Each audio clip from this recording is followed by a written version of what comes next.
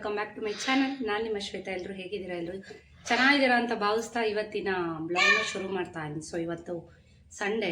So ಎಲ್ಲಿ ready ಆಗಿದ್ದೀನಿ ನಿಂತ್ಕೋತಾ ಇದ್ದೀರಲ್ಲ, ಇವತ್ತು ಸುಜಿತ್ ಸ್ಕೂಲಲ್ಲಿ ಕಾಂಪಿಟೇಷನ್ ಇದೆ, ರಂಗೋಲಿ ಕಾಂಪಿಟೇಷನು. ಸೊ ಹೋಗೋದು ಬೇಡ ಅಂತ ಅಂದ್ಕೊಂಡಿದ್ದೆ. ಸೊ ಸುಜಿತ್ ತುಂಬ ಹಠ ಮಾಡ್ತಿದ್ದಾನೆ ಹೋಗಿ ಅಂತ, ಅದಕ್ಕೋಸ್ಕರ ಹೊರಟಿದ್ದೀನಿ. ಒಂದು ರಂಗೋಲಿ ಹಾಕ್ಬರೋಣ. ಟೈಮ್ ಬಂದು 10 ಗಂಟೆ.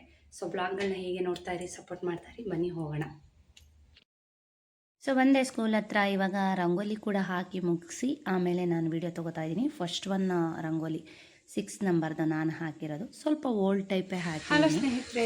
ಓಲ್ಡ್ ಟೈಪ್ ಆದರೂ ನೀಟಾಗಿ ಚೆನ್ನಾಗಿ ಬಂದಿದೆ. ಒಂದು 5 ಗಂಟೆ ಆಗಿದೆ ಅನಿಸುತ್ತೆ. ಕಾಂಪಿಟೇಷನಿಂದ ಬಂದವಳು ತಿಂಡಿ ತಿನ್ಕೊಂಡು ಹೋಗಿರಲಿಲ್ಲ, ತುಂಬ ಹೊಟ್ಟೆ ಹಸಿತಿತ್ತು. ಗ್ರೂಪ್ ಫೋಟೋ ತೊಗೋಬೇಕಂದ್ರು ಆದರೂ ನಂಗೆ ಅಲ್ಲಿ ಇರೋಕ್ಕಾಗಲಿಲ್ಲ. ರಂಗೋಲಿ ಹಾಕಿ ಬಂದ್ಬಿಟ್ಟೆ. ಸೊ ರಂಗೋಲಿ ಹೇಗೆ ಹಾಕಿದ್ದೀನಿ ಅಂತ ತೋರಿಸ್ತೀನಿ ನೋಡಿ. ಸುಸ್ತಾಗ್ಬಿಡುತ್ತೆ ಯಾಕೋ. ಸ್ವಲ್ಪ ವೈರಲ್ ಫೀವರ್ ಬಂದೋದ್ರೆ ಹಿಂಗೇನೆ, ಅದರ ಅಲರ್ಜಿಗಳೆಲ್ಲ ಹಂಗೆ ಉಳ್ಕೊಬಿಡುತ್ತೆ. ಕೆಮ್ಮು, ಸುಸ್ತು, ಈ ಥರದ್ದೆಲ್ಲ.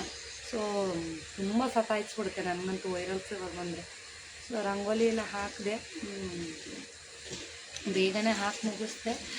ಸೊ ಮನೆಗೆ ಬಂದು ಯಾಕೋ ನಿದ್ದೆ ಬರ್ತಾಯಿತ್ತು, ಒಂಥರ ಶೈನ್ ಆದಂಗೆ ಆಗ್ಬಿಟ್ಟು ನೋಡಿ.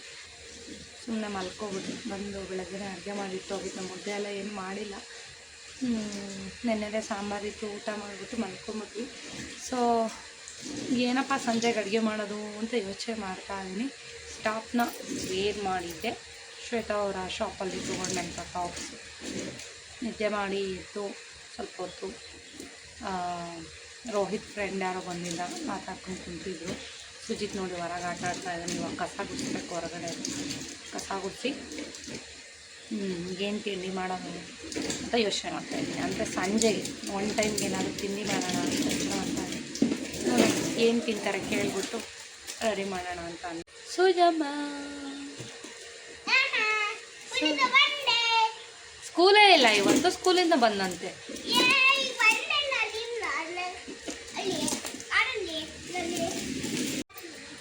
ಸ್ಕೂಲಲ್ಲಿ ಮ್ಯಾಮ್ ಅದೇ ಕೇಳ್ತಾಯಿದ್ರು, ಒಂದು ಕ್ಷಣ ಕೈಕಾಲು ಸುಮ್ಮನಿರಲ್ಲ, ಮನೆಯಲ್ಲಿ ಹೆಂಗೆ ಹಿಡಿತೀರಾ ಏನು ಅಂತ ಕೇಳ್ತಾಯಿದ್ರು. ಈ ತೀಟ ತಿಮ್ಮ ಅಂತಲೇ ಹೇಳ್ಬೋದು, ಒಂದು ಕ್ಷಣ ಸುಮ್ಮನೆ ಇರಲ್ಲ. ಸೊ ಯಾಕೋ ಮೈಲ್ಡ ತಲೆನೋವು ಇದ್ದೇ ಇದೆ. ಯಾಕೋ ಇತ್ತೀಚೆಗೆ ಆರೋಗ್ಯ ಅಂತೂ ಸರಿನೇ ಹೋಗ್ತಾಯಿಲ್ಲ. ಪದೇ ಪದೇ ಯಾಕೋ ಒಂಥರ ಲೈಟಾಗಿ ಏನಾದರೂ ಒಂದು ಆರೋಗ್ಯ ಸಮಸ್ಯೆ ಇದ್ದೇ ಇರುತ್ತೆ. 2-3 ದಿವಸದ ಬ್ಲಾಗ್ ಒಂದೇ ಸಲ ಶೇರ್ ಮಾಡ್ತಾ ಇದ್ದೀನಿ. ಸೋಮವಾರ ಐ ಥಿಂಕ್ ಯಾವುದೇ ವೀಡಿಯೋಸ್ನ ನಾನು ಜಾಸ್ತಿ ತೊಗೊಳಕ್ಕಾಗಲಿಲ್ಲ. ಇವಾಗ ಸ್ವಲ್ಪ ರೆಸ್ಟ್ ಮಾಡಿ ಕೆಲಸ ಸ್ಟಾರ್ಟ್ ಮಾಡಿದ್ದೀನಿ. ಸಂಜೆ ಕೆಲಸ ಇನ್ನೇನು ಗೊತ್ತಲ್ಲ, ಸಂಜೆ ಕೆಲಸ ಅಂದರೆ ಕಸ ಎಲ್ಲ ಗುಡಿಸ್ಕೊಂಡು ಕೈಕಾಲು ಮುಖ ತೊಳೆದು ದೇವ್ರ ದೀಪ ಹಚ್ಚೋದು ಸಂಜೆ. ಹೇಗಾಗತ್ತೆ ಅಂತಂದರೆ ಮನೇಲಿ ನಾನೇನಾದರೂ ಮಲಗಿಬಿಟ್ರೆ ತುಂಬ ಕಷ್ಟ. ಸೊ 2-3 ದಿವಸ ಹೋಟೆಲ್ ತಿಂಡಿ ತಿನ್ನಬೇಕು. ಸೊ ತಿನ್ನೋಕ್ಕಾಗಲ್ಲ, ಮನೆಯವರಿಗೆ ಮಾಡೋಕ್ಕೆ ಬರಲ್ಲ. ಜಸ್ಟ್ ಒಂದು ಅನ್ನ ಮಾಡ್ತಾರೇನೋ ಅಷ್ಟೇ, ಪಾಪ ಬೇರೆ ಕೆಲಸಗಳೆಲ್ಲ ಮಾಡ್ತಾರೆ. ಒಂದು ಯೋಚನೆ ಏನಾಗ್ಬಿಡುತ್ತೆ ಅಂದರೆ, ಅವ್ರಿಗೆ ಜ್ವರ ಬಂದು ಏನಾರು ಮಲಗಿಬಿಟ್ರೆ ಬೇಗ ರಿಕವರಿ ಆಗೋಲ್ಲ. ಅದೇ ನನಗೊಂಥರ ಟೆನ್ಷನ್ನು. ಯಾಕೆ ಅಂತಂದರೆ ಮೊದಲಿಂದನೂ ಹಾಗೇ ಒಂಥರ ಹೆಲ್ತ್ ಏನಾದರೂ ಸ್ವಲ್ಪ ಇಶ್ಯೂಸ್ ಆದರೂ ಕೂಡ ಬೇಗ ರಿಕವರಿ ಆಗೋಲ್ಲ. ಇವಾಗೂ ಅಷ್ಟೇ ಜ್ವರ ಬಂದಿದೆ, ಇನ್ನೂ ಕೆಮ್ತಾನೇ ಇದ್ದಾರೆ, ಸುಸ್ತು ಅಂತ ಇದ್ದಾರೆ. ಸೊ ನಮ್ಗಳಿಗೆ ಚೆನ್ನಾಗಿ ಓಡಾಡ್ಕೊಂಡಿರೋರ್ಗೆ ಸೊ ತಡ್ಕೊಳಕ್ಕಾಗಲ್ಲ. ಅದರಲ್ಲೂ ಮುಂಚೆ ಎಲ್ಲ ಹೇಗೆ ಅಂತಂದರೆ ತುಂಬ ಸ್ಟ್ರಾಂಗು, ಸಿಕ್ಕಾಪಟ್ಟೆ ಕೆಲಸ ಮಾಡೋರು, ತೋಟದ ಕೆಲಸ ಇದೆಲ್ಲ.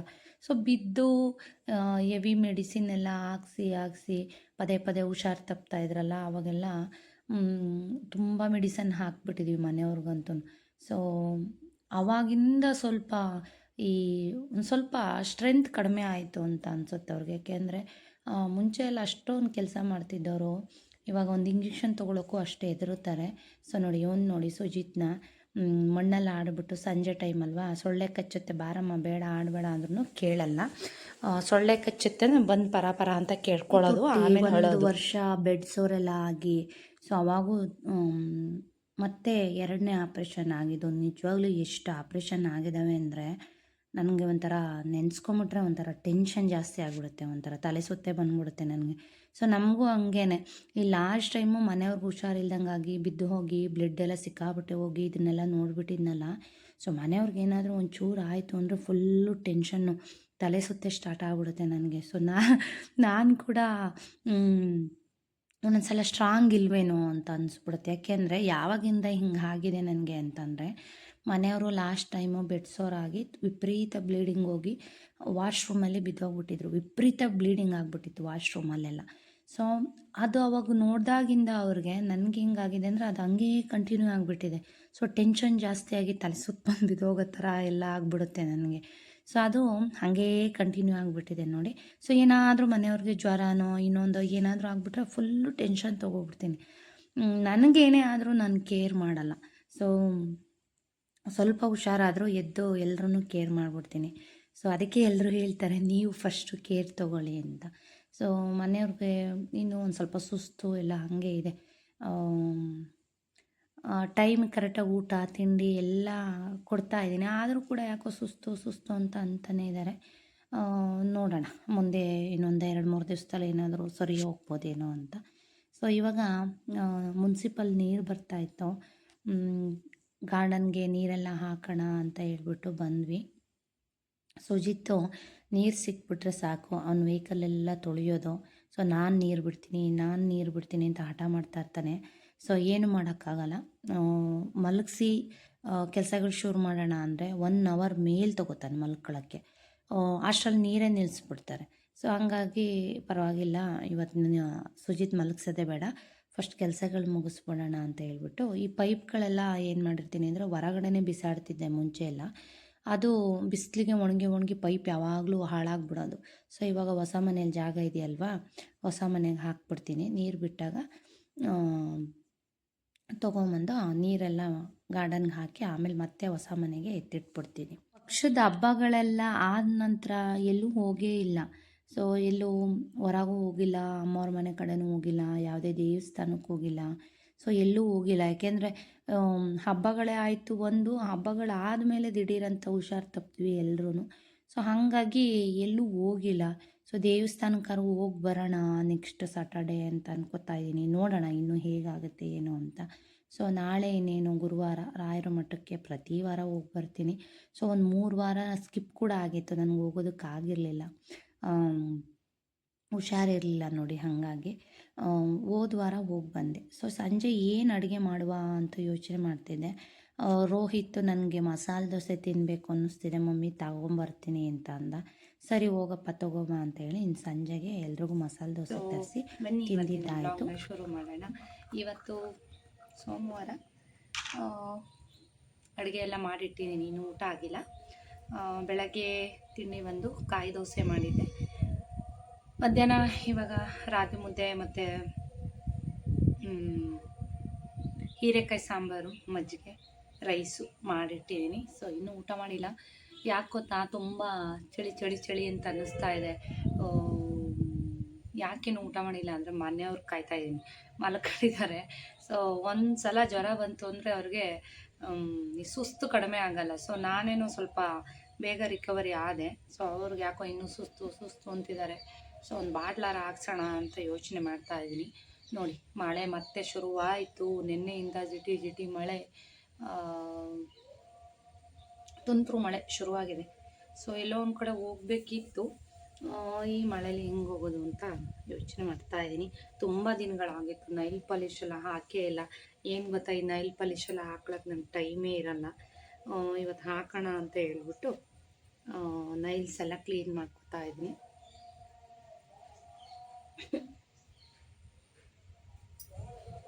ನಮ್ಮ ಗುಬ್ಬಿಲಿ ಏನು ಗೊತ್ತಾ, ಈ ಪೆಡಿಕ್ಯೂರು ಮೆನಿಕ್ಯೂರ್ ಮಾಡೋ ಅಂಥ ಪಾರ್ಲರ್ಗಳು ತುಂಬ ಕಡಿಮೆ. ಮಾಡಿಸೋಣ ಅಂತ ಅನ್ಕೋತೀನಿ, ಹೇಳಿದ್ನಲ್ಲ ತುಂಬ ಕಡಿಮೆ. ಯಾವುದೋ ಒಂದು ಪಾರ್ಲರ್ ಇದೆ. ಸೊ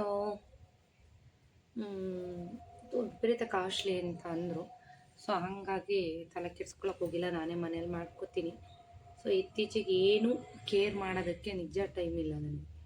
ಟೈಮ್ ಇಲ್ಲ ಅನ್ನೋದಕ್ಕಿಂತ ಸ್ವಲ್ಪ ಆರೋಗ್ಯ ಹಾಳಾಗಿದ್ದರಿಂದ ಈಗ ಮಾಡೋಣ ಹಾಗೆ ಮಾಡೋಣ ಫೇಸ್ಗಂತೂ ಪ್ಯಾಕು ಅದು ಇದು ಹಾಕಿ ಯಾವ ಕಾಲ ಆಗೋಯ್ತೋ ಏನು ಕತೆ. ಸೊ ಇನ್ನು ಮುಂದೆನಾದರೂ ಸ್ವಲ್ಪ ಕೇರ್ ಮಾಡಬೇಕು.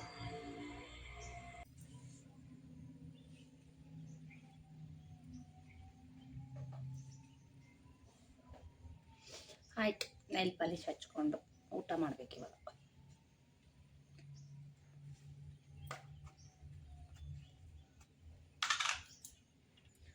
ಮುಂಚೆ ಎಲ್ಲ ಈ ಕಾಟನ್ಗೆ ಹಾಕಿ ವಾಶ್ ಮಾಡೋ ಅಂಥದ್ದು ಬರ್ತಿತ್ತು, ಅಂದರೆ ನೈಲ್ ಪಾಲಿಶ್ ರಿಮೂವರ್.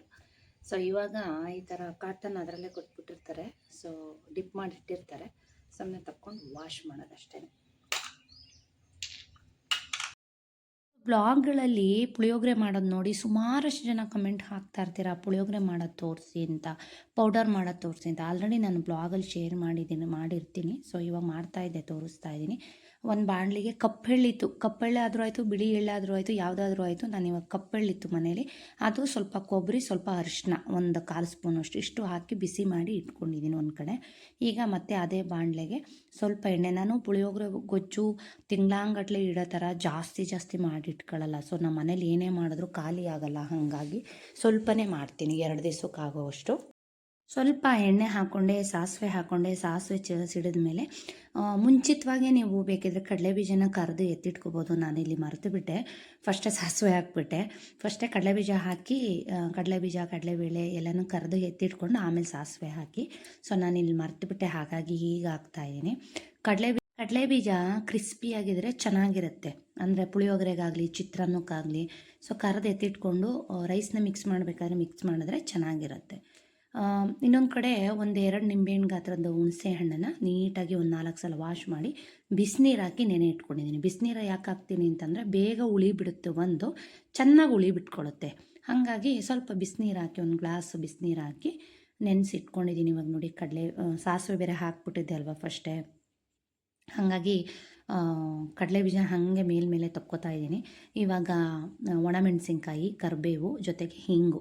ಸೊ ಇದು ನಾನೇ ಮನೇಲಿ ಮಾಡ್ಕೊಂಡಿರೋಂಥ puliyogare powder. So MTR powder ತಂದರೂ ಕೂಡ ನಾನು ಹೀಗೆ ಮಾಡ್ತೀನಿ. ಸೊ ಈ ಥರ ಮಾಡೋದ್ರಿಂದ ತುಂಬ ಇಷ್ಟ ಆಗುತ್ತೆ. ನಮ್ಮ ರೋಹಿತ್ಗಂತೂ ಯಾವಾಗಲೂ ಪುಳಿಯೋಗರೆ ಬೆಂಗಳೂರಿನಿಂದ ಬಂದರೆ ಸಾಕು, ಪುಳಿಯೋಗರೆ ಮಾಡಿ ಮಮ್ಮಿ ಅಂತ ಇರ್ತಾನೆ. ವಾರಕ್ಕೊಂದ್ಸಲ ಪುಳಿಯೋಗರೆ ಕೇಳ್ತಾ ಇರ್ತಾನೆ.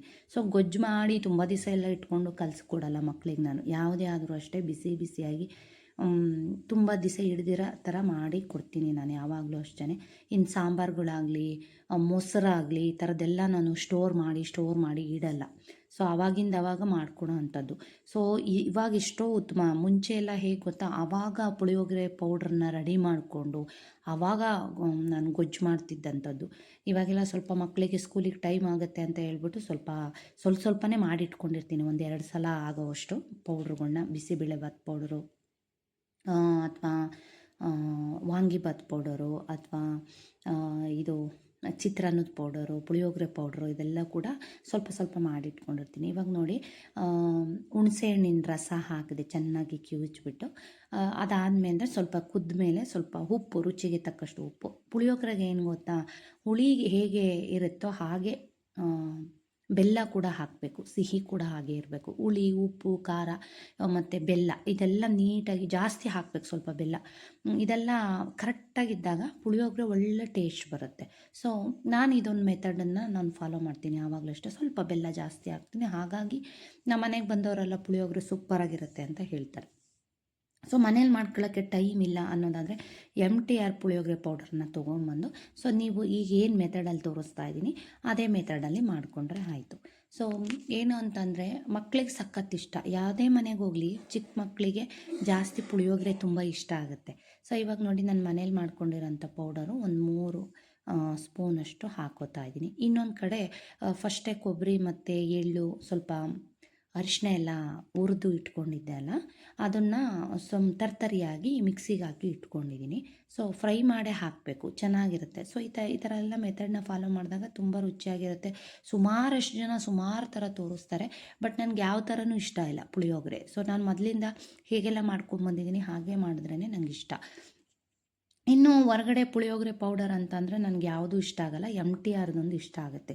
ಸೊ ಆಲ್ಮೋಸ್ಟ್ ಮನೆಯಲ್ಲಿ ಉಪಯೋಗಿಸೋಂಥದ್ದು ಪುಳಿಯೋಗರೆ ಪೌಡ್ರು ಮತ್ತು ಗುಲಾಬ್ ಜಾಮೂನ್ ಮಿಕ್ಸು ಮತ್ತು ಗರಂ ಮಸಾಲ ಇದೆಲ್ಲವೂ ಕೂಡ ರಸಮ್ ಪೌಡರು ಇದೆಲ್ಲವೂ ಕೂಡ ನನಗೆ MTRದೇ ಇಷ್ಟ. ಸೊ ಬೇರೆಯವ್ರದ್ದೆಲ್ಲ ನಾನು ಸ್ವಲ್ಪ ಕಡಿಮೆ ಯೂಸ್ ಮಾಡೋದು, ಅಂದರೆ ಬ್ರ್ಯಾಂಡ್ ಅಷ್ಟೊಂದು ಇಷ್ಟ ಆಗಲ್ಲ. ಸೊ ನೋಡಿ ಇವಾಗ ಎಳ್ಳು ಇದನ್ನೆಲ್ಲ ಹುರಿದು ಮಿಕ್ಸಿಗೆ ಹಾಕಿ ತರ್ತರಿಯಾಗಿ ಪೌಡ್ರ್ ಮಾಡ್ಕೊಂಡಿದ್ನಲ್ಲ, ಅದನ್ನು ಇದ್ರ ಜೊತೆ ಸೇರಿಸ್ಕೊಂಡು ತುಂಬ ನೀಟಾಗಿ ಎಣ್ಣೆ ಬಿಡಬೇಕು. ಸುತ್ತಲೂ ಎಣ್ಣೆ ಬಿಡೋವರೆಗೂ ಚೆನ್ನಾಗಿ ಕುದಿಸಿ ಆಫ್ ಮಾಡಿದ್ರೆ ಪುಳಿಯೋಗರೆ ಗೊಜ್ಜು ಸೂಪರ್ ಡೂಪರಾಗಿ ರೆಡಿ ಆಗುತ್ತೆ. ಸೊ ಮನೇಲಿ ಯಾವಾಗಲೂ ನಾನು ಇದೇ ರೀತಿಯಾಗಿ ಮಾಡೋದು. ಸೊ ಪುಳಿಯೋಗರೆ ಪೌಡ್ರ್ ಮಾಡಿ ಗೊಜ್ಜು ಮಾಡಿ ಕೈ ಚೆನ್ನಾಗಿ ಪಳಗ್ಬಿಟ್ಟಿದೆ. ಸೊ ಯಾವುದೇ ಸ್ನೇಹಿತರು ಬರಲಿ, ರಿಲೇಟಿವ್ಸ್ ಬರಲಿ, ಯಾರೇ ಬರಲಿ, ಪುಳಿಯೋಗರೆ ಪೌಡರು ಪುಳಿಯೋಗರೆ ಗೊಜ್ಜು ಅಂದರೆ ಸಿಕ್ಕಾಪಟ್ಟೆ ಇಷ್ಟ ನಾನು ಮಾಡೋಂಥದ್ದು. ಸೊ ಅದರಲ್ಲೂ ಅಣ್ಣ ಅತ್ತಿಗೆ ಅಪ್ಪಂಗಂತೂ ಪುಳಿಯೋಗರೆ ಅಂದರೆ ಪ್ರಾಣ. ಸೊ ಅಮ್ಮ ಮಾಡಿದ್ರು ಅಷ್ಟು ಇಷ್ಟಪಡಲ್ಲ. ನಾನು ಮಾಡಿದೆ ಅಂತಂದರೆ ಗೊಜ್ಜಿದ್ರೆ ಮನೆಗೆ ಬಂದಾಗ ಇಸ್ಕೊಂಡು ಹೋಗ್ತಾ ಇರ್ತಾರೆ. ಇನ್ನು ಬ್ಲಾಗ್ ಆಗೇನೆ ಕಂಟಿನ್ಯೂ ಆಗ್ತಾ ಇದೆ ಮಂಗಳವಾರದ್ದು. ಹಲೋ ಸ್ನೇಹಿತರೆ, ನಮಸ್ಕಾರ. Welcome back to my YouTube channel. ಎಲ್ಲರೂ ಹೇಗಿದ್ದೀರಾ? ಎಲ್ಲರೂ ಚೆನ್ನಾಗಿದ್ದೀರಾ ಅಂತ ಅನ್ಕೋತೀನಿ. ಸೊ ಇವತ್ತಿನ ಬ್ಲಾಗ್ ಬಂದು ಇವತ್ತು ಮಂಗಳವಾರ. ಸೊ ಅಡುಗೆ ಮಾಡ್ತಾ ಇದ್ದೀನಿ ಇವಾಗ ತಾನೇ. ಎಲ್ರಿಗೂ ನೋಡಿ ಎಲ್ಲ ಟಾನಿಕ್ಗಳ ಒಂದು ಮಿನಿ ಮೆಡಿಕಲ್ ಇಡ್ಬೋದು ನಮ್ಮ ಮನೇಲಿ. ನಿಜವಾಗ್ಲೂ ಎಲ್ರಿಗೂ ಕೆಮ್ಮು, ನೆಗಡಿ, ಜ್ವರ, ನೋಡಿ ಕೆಮ್ಮಿನ ಕಾಫ್ ಸಿರಪ್ ಇದು ಎಲ್ರಿಗೂ. ಅದರಲ್ಲೂ ನಮ್ಮನೆಯವ್ರಿಗೆ ಕೆಮ್ಮು ಕಡಿಮೆ ಆಗಿಲ್ಲ, ಇನ್ನೂ ಕೆಮ್ತಾನೆ ಇದ್ದಾರೆ. ನನಗೂ ಒಂದೊಂದು ಸಲ ನೈಟು ಸಂಜೆ ಹೊತ್ತು ಥಂಡಿ ಜಾಸ್ತಿ ಇರುತ್ತೆ ನೋಡಿ, ಆ ಟೈಮಲ್ಲಿ ಕೆಮ್ಮು ಸ್ಟಾರ್ಟ್ ಆಗ್ಬಿಡುತ್ತೆ ನನಗೂ. ಸೊ ಯಾಕೆ ಅಂತಂದರೆ ವೆದರು ಫುಲ್ ಚೇಂಜ್ ಆಗಿದೆ ನೋಡಿ. ಇವಾಗ ಒಂಥರ ಥಂಡಿ, ಆಮೇಲೆ ಇಮಿಡಿಯೇಟಾಗಿ ಒಂದು ಅಷ್ಟು ಬಿಸಿಲು ಬರುತ್ತೆ. ಬಿಸಿಲಾದ್ಮೇಲೆ ನೋಡಿ ಈ ಥರ ಥಂಡಿ ಮಳೆ. ಸೊ ಹಂಗಾಗಿ ಮಕ್ಕಳು ದೊಡ್ಡವರು ಎಲ್ಲ ಇತ್ತೀಚೆಗೆ ಯಾರಿಗೂ ಹುಷಾರಿಲ್ಲ. ಯಾರ ಮನೇಲಿ ಕೇಳಿದ್ರು ಕೆಮ್ಮು ಜ್ವರ ಅಂತಲೇ ಇದ್ದಾರೆ. ಸೊ ನನಗೇನಾಗಿದೆ ಅಂತಂದರೆ ಯಾಕೋ ಊಟ ಜೀರ್ಣನೇ ಆಗ್ತಾಯಿಲ್ಲ. ಸೊ ಅದಕ್ಕೆ ಅಂತ ಒಂದು ಸಿರಪ್ಪು ತೋರಿಸ್ಕೊಂಡು ತೊಗೊಂಬಂದೆ. ಮಧ್ಯಾಹ್ನ ಊಟ ಆದಮೇಲೆ ಕುಡಿಯೋದಕ್ಕೆ ಅಂತ ಕೊಟ್ಟಿದ್ದಾರೆ. ಸೊ ಒಂದು ಸ್ವಲ್ಪ ನಾನು ಪರವಾಗಿಲ್ಲ, ಆರಾಮಾದೆ. ಮನೆಯವ್ರಿಗೆ ಇವಾಗ ಮಿಲ್ಕ್ ಶೇಕ್ ಎಲ್ಲ ಮಾಡಿಕೊಟ್ಟೆ. ಸೊ ಏನು ಅಂತಂದರೆ ಮನೆಯವ್ರು ಹೆಂಗೆ ಅಂತಂದರೆ ಈ ಹೊರಗಡೆ ಕುರುಕಲು ತಿಂಡಿಗಳು, ಸ್ನ್ಯಾಕ್ಸು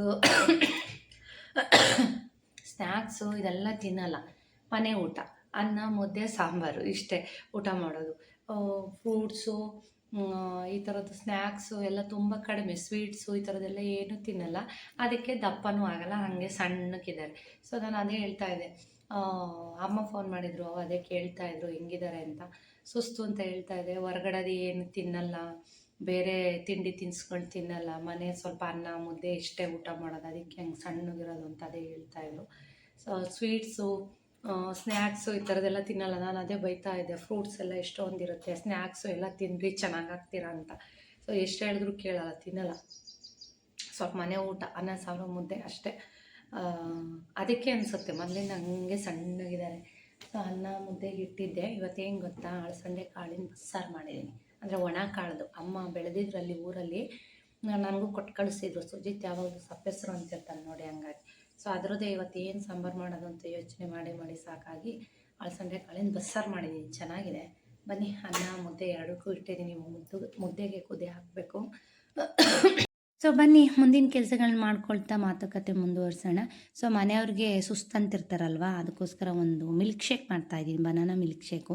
ಡ್ರೈ ಫ್ರೂಟ್ಸ್ ಎಲ್ಲ ಫಸ್ಟೇ 1 ಅವರ್ ಮುಂಚೆ ನೆನೆಸಿದ್ದೆ, ಹಾಕ್ಬಿಟ್ಟಿದ್ದೀನಿ. ವಿಡಿಯೋ ಸ್ಕಿಪ್ ಆಗಿದೆ. ದ್ರಾಕ್ಷಿ, ಗೋಡಂಬೆ ಮತ್ತು ಬಾದಾಮಿ, ಪಿಸ್ತಾ ಇದನ್ನೆಲ್ಲ ನೆನೆಸಿರ್ತೀನಿ 1 ಅವರ್ ಮುಂಚೆನೇ. ಇವತ್ತು ಡೇಟ್ಸ್ ಇಲ್ಲ, ಖಾಲಿಯಾಗಿದೆ. ಸೊ ಅದು ಇದ್ದರೆ ನೆನೆಸಿಟ್ಕೊಂಡು 1 ಅವರು ಈಗ ಆಲ್ರೆಡಿ ಹಾಕಿದ್ದೀನಿ. ಅದ್ರ ಜೊತೆಗೆ ಒಂದು ಪಚ್ಚ ಬಾಳೆಹಣ್ಣು ಹಾಕಿದ್ದೀನಿ. ಇದಕ್ಕೆ 1-2 ಸ್ಪೂನಷ್ಟು ಸಕ್ಕರೆ. ಬೇಕಾದರೆ ನೀವು ವೆಯ್ಟ್ ಲಾಸ್ ಮಾಡೋ ಅಂಥವ್ರು ಈ ಥರ ಎಲ್ಲ ಉಪಯೋಗಿಸ್ತೀನಿ ಅಂತಂದರೆ 1-2 ಸ್ಪೂನು ಓಟ್ಸು ಬಿಸಿ ಮಾಡಿ ಅಥವಾ ನೆನೆಸಿ ಹಾಕ್ಕೋಬೋದು. ಅಂಥವರು ಸಕ್ಕರೆನ ಸ್ಕಿಪ್ ಮಾಡಬೇಕು, ಡೇಟ್ಸ್ ಹಾಕ್ಕೊಂಡ್ರೆ ಸಾಕು. ಇವಾಗ ಮನೆಯವ್ರಿಗೆ ಕೊಡ್ತಿರೋದಲ್ಲ. ಸೊ ನಮ್ಮ ಮನೆಯವ್ರಿಗೆ ಯಾವುದೇ ಬಿ ಪಿ ಶುಗರು ಅದು ಇದು ಏನಿಲ್ಲ. ಸೊ ಆರೋಗ್ಯವಾಗಿದ್ದಾರೆ. ಅದಕ್ಕೋಸ್ಕರ ಅವ್ರು ಸಕ್ಕರೆ 1-2 ಸ್ಪೂನು, ಅದ್ರ ಜೊತೆಗೆ 1 ಗ್ಲಾಸ್ ಹಾಲು. ಡೈಲಿ ಏನು ಮಾಡ್ತೀನಿ ಅಂತಂದರೆ ಮಧ್ಯಾಹ್ನ ಹಾಲು 1 ಗ್ಲಾಸ್ ಕೊಟ್ಬಿಡ್ತೀನಿ ತಿಂಡಿ ಆದ ನಂತರ. ಸೊ ಒಂದೊಂದು ಸಲ ಹಿಂಗೆ ನೋಡಿ ಸುಸ್ತಾಗ್ತಿದೆ ಹಿಂಗೆಲ್ಲ ಹೇಳ್ತಾರಲ್ಲ, ಆವಾಗ ಈ ಥರ ಮಿಲ್ಕ್ ಶೇಕ್ ಮಾಡ್ಕೊಡ್ತೀನಿ. 1 ಗ್ಲಾಸ್ ಹಾಲು ಹಾಕ್ಕೊಂಡು ಚೆನ್ನಾಗಿ ಮಿಕ್ಸಿ ಮಾಡಿ 1 ಗ್ಲಾಸು ಮಿಲ್ಕ್ ಶೇಕ್ ಕೂಡ ಮಾಡಿಕೊಟ್ಟೆ ಅವ್ರಿಗೆ. ಇದಾದ ನಂತರ ಗೊತ್ತೇ ಇದೆ ಮಾಮೂಲಿ ಮಧ್ಯಾಹ್ನದ ರೋಟೀನು. ಸೊ ಒಂದು ಕಡೆ ಅನ್ನಕ್ಕಿಟ್ಟಿದ್ದೆ, ಒಂದು ಕಡೆ ಮುದ್ದೆಗಿಟ್ಟಿದ್ದೆ. ಗುರುವಾರ ಒಂದು ದಿವಸ ಬಿಟ್ಟು ಪ್ರತಿ ದಿವಸ ಬಿಟ್ಟು ದಿವಸ ಎಗ್ ಬಾಯ್ಲ್ ಮಾಡಿಕೊಡ್ತೀನಿ ಮನೆಯವ್ರಿಗೆ. ಡೈಲಿ ಒಂದೊಂದು ಎಗ್ಗು. ಸೊ ಯಾಕೆಂದರೆ ಮಧ್ಯದಲ್ಲಿ ಅವ್ರಿಗೊಂದು ಸ್ವಲ್ಪ ಬ್ಲಡ್ ಕಡಿಮೆ ಆಗಿಬಿಟ್ಟಿತ್ತು ನೋಡಿ, ಆವಾಗಿಂದ ಸ್ವಲ್ಪ ಹಾಗೇ ಸ್ವಲ್ಪ ಬಾಳೆಹಣ್ಣು, ಹಾಲು, ಮೊಟ್ಟೆ ಇದನ್ನೆಲ್ಲ ಸ್ವಲ್ಪ ಡೈಲಿ ರೊಟೀನಲ್ಲಿ ಕೊಡ್ತೀನಿ ಅವ್ರಿಗೆ. ಏನು ಗೊತ್ತಾ, ಒಬ್ಬರು ಕೇಳ್ತಾ ಇದ್ರು ಪೂಜಾ ಅಂತ, ಶ್ವೇತಾ ಅವರೇ ದೇವ್ರ ಪಾತ್ರೆ ಎಲ್ಲ ಯಾವಾಗಲೂ ಪಳ ಅನ್ನೋ ಥರ ತೊಳಿತಾ ಇರ್ತೀರಲ್ಲ, ಏನಾದ್ರು ತೊಳಿತೀರಾ ಅಂತ. ನೋಡೋಣ ನೆಕ್ಸ್ಟು ಸಾಟರ್ಡೆ ತೋರಿಸ್ತೀನಿ. ಆಲ್ರೆಡಿ ನಾನು ತೋರಿಸಿದ್ದೀನಿ ದೇವ್ರ ಪಾತ್ರೆಗಳನ್ನ ಯಾವ ಥರಲ್ಲೆಲ್ಲ ಕ್ಲೀನ್ ಮಾಡ್ಕೊತೀನಿ ಅಂತ. ತುಂಬ ಈಸಿ ಮೆಥಡಲ್ಲಿ ದೇವ್ರ ಪಾತ್ರೆಗಳು, ಬ್ರಾಸ್ದು ಈ ಥರದ್ದೆಲ್ಲ, ಹಿತ್ತಾಳೆ, ತಾಮ್ರ ಈ ಥರದ್ದೆಲ್ಲ ಕ್ಲೀನ್ ಮಾಡಬೇಕು ಅಂದರೆ ತುಂಬ ಈಸಿ ಮೆಥಡಲ್ಲಿ ನಾನು ಕ್ಲೀನ್ ಮಾಡ್ತೀನಿ. ತೋರಿಸ್ತೀನಿ ನೆಕ್ಸ್ಟು ಸಾಟರ್ಡೆ. ಆಲ್ರೆಡಿ ನಾನು ತೋರಿಸಿರ್ತೀನಿ ಬ್ಲಾಗ್ಗಳನ್ನ. ನೀವೇನು ಮಾಡಿರ್ತೀರ ಅಂದರೆ ಸ್ಕಿಪ್ ಮಾಡಿ ನೋಡಿರ್ತೀರ. ಸೊ ಹಾಗಾಗಿ ನಿಮಗೆ ಗೊತ್ತಾಗಿರಲ್ಲ. ಸೊ ಇವತ್ತು ಸ್ವಲ್ಪ ಬೆಟ್ಟದ ನೆಲ್ಲಿಕಾಯಿ ಇದೆ.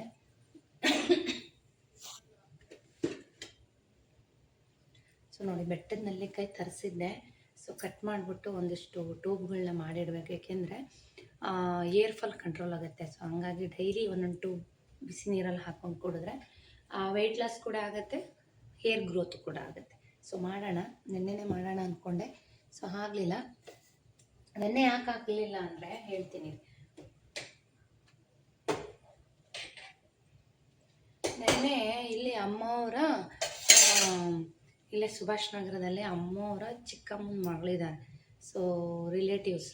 ಸೊ ನೆನ್ನೆ ಅವ್ರ ಮನೇಲಿ ಹೆಣ್ಣಿನ ಕಡೆಯವರೇನೋ ಬರ್ತಿದ್ರಂತೆ. ಸೊ ಹಂಗಾಗಿ ನನಗೂ ಫೋನ್ ಮಾಡಿ ಕರೆದಿದ್ರು. ಬಾ ಶ್ವೇತಾ ಅಂತ ಕರೀತಾನೇ ಇದ್ದರು. ಸೊ ಹೋಗೋದು ಬೇಡ ಅಂತ ಸುಮ್ಮನಾಗಿದ್ದೆ. ಸುಜಿತ್ತು ಸ್ಕೂಲಿಂದ ಬಂದ ಮೇಲೆ ಕರ್ಕೊಂಡೋದೆ. ಸುಜಿತ್ ಕರ್ಕೊಂಡು ಹೋಗೋ ವಿಷಯಕ್ಕೆ ಕರ್ಕೊಂಡೋದೆ. ಯಾಕೆ ಅಂತಂದರೆ ಸುಜಿತ್ತು ಏನೂ ಊಟ ತಿಂಡಿ ಏನೂ ತಿಂತಿಲ್ಲ. ಸ್ವಲ್ಪ ಬಾಳೆ ಎಲೆ ಊಟ ಅಂದರೆ ಏನಾದರೂ ಊಟ ಮಾಡ್ತಾನೇನೋ ನೋಡೋಣ ಅಂತ ಹೇಳ್ಬಿಟ್ಟು ನಾನೇನಷ್ಟು ಊಟ ಮಾಡಲಿಲ್ಲ. ಆಲ್ರೆಡಿ ನಾನು ಮುದ್ದೆ ಊಟ ಮಾಡಿಬಿಟ್ಟಿದ್ದೆ. ಸೊ ಹಾಗಾಗಿ ಸುಜಿತ್ ಕರ್ಕೊಂಡೋಗಿ ಅವನಿಗೆ ಊಟ ಮಾಡಿಸ್ಕೊಂಬಂದೆ. ಪಲಾವ್ ಏನೋ ಒಂದು ಸ್ವಲ್ಪ ಪರವಾಗಿಲ್ಲ ತಿಂದ. ಸೊ ಎಲ್ಲರೂ ಊಟ ಬಿಟ್ಬಿಟ್ಟಿದ್ದಾರೆ. ಎಲ್ರಿಗೂ ಕೆಮ್ಮು, ಹುಷಾರಿಲ್ಲ ಎಲ್ರಿಗೂ. ಸೊ ಎಲ್ಲ ಹೇಳ್ತಾಯಿದ್ರು ಫ್ರೆಂಡ್ಸು, ಫಸ್ಟು ನೀನು ಹುಷಾರಾಗ್ಬಿಟ್ರೆ ನಿಮ್ಮ ಮನೇಲಿ ಎಲ್ಲರೂ ಹುಷಾರಾದಂಗೆ ಅಂತ.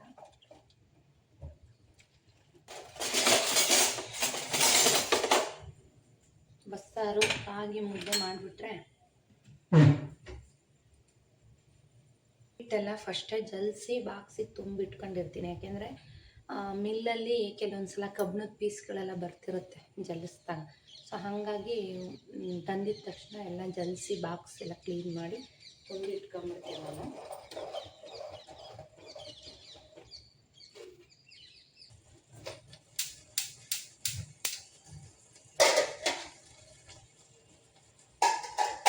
ಸೊ ಇನ್ನು ಪಾತ್ರೆಗಳು ತುಂಬ ಜಾಸ್ತಿ ಇತ್ತು ಇವತ್ತು ಯಾಕೋ. ಸೊ ಲೇಟ್ ಆಗಿಬಿಡುತ್ತೆ ಮನೆ ಕೆಲಸಕ್ಕೆ ಅಂತ ನಾನು ಇವತ್ತು ಡಿಶ್ ವಾಷರ್ಗೆ ಹಾಕ್ಬಿಟ್ಟೆ. ಇನ್ನು ಇವೆಲ್ಲ ಜೋಡಿಸ್ಬೇಕು. ಒಂದೊಂದ್ಸಲ ಮನೆಯವರೇ ಜೋಡಿಸ್ಕೊಡ್ತಾರೆ, ಇಲ್ಲಾಂದರೆ ನಾನೇ ಜೋಡಿಸ್ಕೊಡ್ತೀನಿ. ಟೈಮ್ ಹೇಗಾಗುತ್ತೆ ಹಾಗೆ. ಎಲ್ಲ ಆಗಿದೆ ನೀಟಾಗಿ, ಪಾತ್ರೆಗಳೆಲ್ಲ ಆಗಿದೆ. ಸೊ ಇನ್ನು ಮನೇಲಿ ಆಮ್ಲ ಇತ್ತು. ಈ ಹುಷಾರು ತಪ್ಪಿದಾಗಿಂದ ಸ್ವಲ್ಪ ಕೆಮ್ಮು ಎಲ್ಲ ಸ್ಟಾರ್ಟ್ ಆಗಿಬಿಟ್ಟಿತ್ತು ನೋಡಿ. ಒಂದು ವರ್ಷ ಹಂಗಾದ್ರೂ ಹಾಳಾಗ್ಬಿಡ್ತು. ಇಲ್ಲಾಂದರೆ ಡೈಲಿ ಒಂದೊಂದು ತಿನ್ನೋದು ಅಥವಾ ಜ್ಯೂಸ್ ಮಾಡ್ಕೊಂಡು ಕುಡಿಯೋದು ಈ ಥರ ಮಾಡ್ತೀನಿ. ಸೊ ಇತ್ತೀಚೆಗೆ ಹುಷಾರಿರಲಿಲ್ಲ ನೋಡಿ, ಹಾಗೆ ಇಟ್ಬಿಟ್ಟಿದೆ ನೋಡಿ. ಇಷ್ಟೇ ಒಂದು 5 ಏನೋ ಉಳ್ಕೊಂಡಿದೆ. ಸೊ ಇದು ಇನ್ನೂ ವೇಸ್ಟ್ ಆಗಿಬಿಡುತ್ತೆ ಅಂತ ಹೇಳ್ಬಿಟ್ಟು ಗಂಟ್ಲು ಕಿರಿಕಿರಿ ಆಗುತ್ತೆ ಅಂತ ಕುಡ್ದಿರಲಿಲ್ಲ ಅಷ್ಟೇ. ಇದನ್ನು ನೀಟಾಗಿ ಹಚ್ಕೊಂಬಿಟ್ಟು ಸ್ವಲ್ಪ ನೀರು ಹಾಕಿ ಮಿಕ್ಸಿಗೆ ಹಾಕಿ ಐಸ್ ಟ್ಯೂಬ್ ಮಾಡಿಟ್ಕೊಂಬಿಡೋಣ ಅಂತ ಹೇಳ್ಬಿಟ್ಟು ಹಚ್ಕೋತಾ ಇದ್ದೀನಿ. ಸೊ ಈ ಥರ ನೀವು ಉಪಯೋಗಿಸೋದ್ರಿಂದ ಇವಾಗ ಆಲ್ರೆಡಿ ಸೀಸನ್ನು, ಇವಾಗ ದೀಪಾವಳಿ ಟೈಮಲ್ಲಿ ಬೆಟ್ಟದ ನೆಲ್ಲಿಕಾಯಿ ತುಂಬ ಸೀಸನ್ ಇದೆ. ಏನಾದರೂ ಸಿಕ್ಕಿದ್ರೆ ತುರಿದು ಇಟ್ಕೊಳ್ಳಿ, ತಂದು ತುರಿದು ಬಿಸಿಲಿಗೆ ಒಣಗಾಕಿ ಇಟ್ಕೊಳ್ಳಿ. ಆಯಿಲ್ನ ಕಾಯಿಸ್ಬೇಕಾದ್ರೆ, ಅಂದರೆ ತಲೆಗೆ ಹಚ್ಚೋದಕ್ಕೆ ಹೇಳ್ತಾ ಇರೋದು, ಕಾಯಿಸ್ಬೇಕಾದ್ರೆ ಅದನ್ನು ಹಾಕಿ ಕಾಯಿಸಿ ಹಚ್ಚೋದ್ರಿಂದ ಕೂದಲು ಕಪ್ಪಾಗುತ್ತೆ ನ್ಯಾಚುರಲಾಗಿ, ಮತ್ತು ಹೇರ್ ಫಾಲ್ ಇದ್ರೂ ಕೂಡ ಕಂಟ್ರೋಲ್ ಆಗುತ್ತೆ. ಮತ್ತು ಇನ್ನೊಂದೇನು ಅಂತಂದರೆ ಬೆಟ್ಟದ ನೆಲ್ಲಿಕಾಯಿ ಹಸಿದನ್ನೇ ತುರಿದ್ಬಿಟ್ಟು ಅದ್ರ ಜೊತೆ ಒಂದು ಈರುಳ್ಳಿ ತುರಿದ್ಬಿಟ್ಟು ಅದೆರಡರೂ ರಸನ ತಗೊಂಡು ನಮ್ಮ ಕೂದಲು ಬುಡಕ್ಕೆ ಹಚ್ಚೋದ್ರಿಂದ ಸೊ 1 ಅವರ್ ಬಿಟ್ಟು ಸ್ನಾನ ಮಾಡೋದ್ರಿಂದ ಏರ್ ಫಾಲ್ ಕೂಡ ಕಂಟ್ರೋಲ್ ಆಗುತ್ತೆ, ನ್ಯಾಚುರಲ್ಲಾಗಿ ಹೇರ್ ಕಪ್ಪಾಗುತ್ತೆ ಅಂತಲೇ ಹೇಳ್ಬೋದು. ಅಂದರೆ ಬೆಟ್ಟದ ನೆಲ್ಲಿಕಾಯಲ್ಲಿ ತುಂಬ ಆರೋಗ್ಯದ ಗುಣಗಳಿದೆ ಮತ್ತು ತುಂಬ ಬೆನಿಫಿಟ್ ಇದೆ ಇದನ್ನು ನಾವು ತೊಗೊಳ್ಳೋದ್ರಿಂದ. ಸೊ ನೋಡಿ ಇವಾಗ ವೇಸ್ಟ್ ಆಗುತ್ತೆ ಸ್ವಲ್ಪನೇ ಇರೋದು ಅಂತ ರುಬ್ಬಿಟ್ಟು ನಾನು ಇದನ್ನೇನು ಫಿಲ್ಟ್ರ್ ಮಾಡ್ತಿಲ್ಲ, ಅವಶ್ಯಕತೆ ಇದ್ದರೆ ಫಿಲ್ಟ್ರ್ ಮಾಡ್ಕೋಬೋದು ನೀವು ಕೂಡ. ನಾನು ಹಾಗೆ ಹಾಕ್ಕೋತಾ ಇದ್ದೀನಿ, ಐಸ್ ಟ್ಯೂಬ್ಗೆ ಎಲ್ಲ ತುಂಬ್ಕೋತಾ ಇದ್ದೀನಿ, ಹಾಗೆ ಫ್ರಿಜ್ಜಲ್ಲಿ ಸ್ಟೋರ್ ಮಾಡ್ತೀನಿ. ಪ್ರತಿದಿನ ಎದ್ದಿದ ತಕ್ಷಣ ಒಂದು ಟ್ಯೂಬ್ನ ಬೆಚ್ಚಗಿರೋ ನೀರಿಗೆ ಒಂದು ಟ್ಯೂಬ್ನ ಹಾಕ್ಕೊಂಡು ಕುಡಿಯೋದು. ಇದ್ರ ಜೊತೆಗೆ ಚಿಯಾ ಸೀಡ್ಸು ಅಥವಾ ಸ್ತಬ್ಧ ಬೀಜನ ನೆನೆಸಿ ಒಂದು ಗ್ಲಾಸ್ಗೆ ಒಂದೊಂದು ಸ್ಪೂನ್ನ ಹಾಕ್ಕೊಂಡಿದ್ರ ಜೊತೆಗೆ ಕುಡಿಯೋದ್ರಿಂದ ವೆಯ್ಟ್ ಲಾಸ್ ಕೂಡ ಆಗುತ್ತೆ. ಏರ್ ಫಾಲ್ ಆಗ್ತಿದ್ರೆ, ತುಂಬ ಹೇರಳವಾಗಿ ಏರ್ ಫಾಲ್ ಆಗ್ತಾಯಿದ್ರೆ ಏರ್ ಫಾಲ್ ಕೂಡ ಕಂಟ್ರೋಲ್ ಆಗುತ್ತೆ.